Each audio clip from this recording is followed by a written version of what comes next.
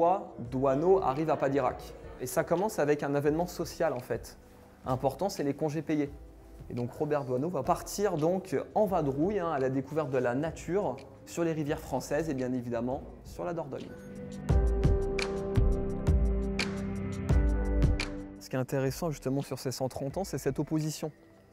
On est dans un milieu qui est parfaitement minéral, Padirac. Ce n'est pas forcément un milieu qui est naturellement accueillant pour l'homme. On y vient en exploration, mais on n'y vient pas pour vivre. On est dans un milieu un peu anti-humain et à l'inverse, on a ces images de Douaneau, cette bâche de plus de 30 mètres, où le cœur de la photo, c'est vraiment l'homme.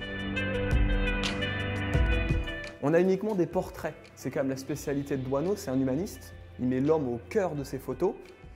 Sur aucune des photos, on ne voit Padirac directement. Mais quand on regarde les gens, on se doute qu'il y a quelque chose en fait autour.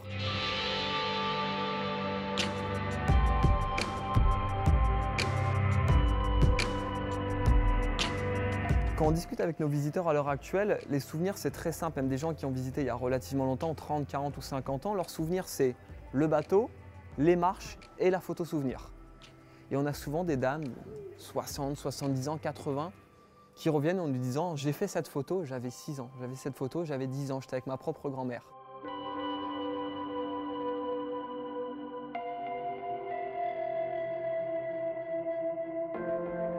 Sur cette partie, en fait, elle s'appelle la rivière plane. Ça, c'est un lien vraiment à la très faible inclinaison de l'eau.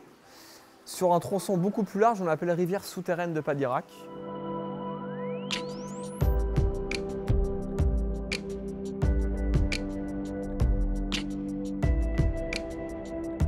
On n'a pas forcément une connexion vers l'ouverture. Un canyon, on est ouvert, on aperçoit le ciel.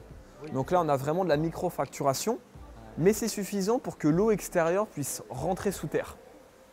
Et à partir de là, il y a le travail d'érosion qui se met en place. Et là, il y a deux méthodes. Il y a quelque chose de très simpliste, c'est l'érosion mécanique. Ça, c'est la force du courant qui va raboter la roche.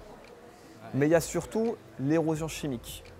Ça, cette fois-ci, c'est la dissolution. C'est l'acidité de l'eau qui va ronger chimiquement les parois. Ça va tout simplement dissoudre la roche.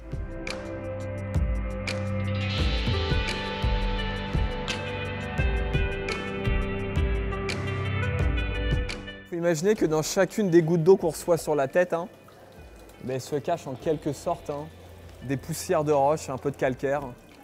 C'est ça qui a permis au décor d'évoluer au cours du temps.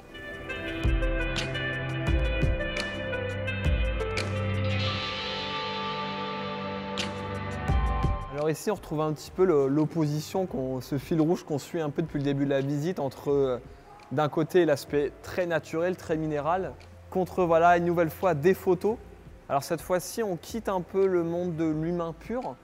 On arrive vraiment dans des paysages. Et là, pour le coup, il y a une association qui est intéressante. Il y a un point commun finalement entre toutes ces photos et Padirac, c'est la roche. On a un mélange de générations. On a une roche qui a 170 millions d'années, un creusement qui a 2 millions d'années, des photos de Douaneau qui sont de 1954 et du Wi-Fi qui est de 2018. C'est un saut générationnel assez rigolo.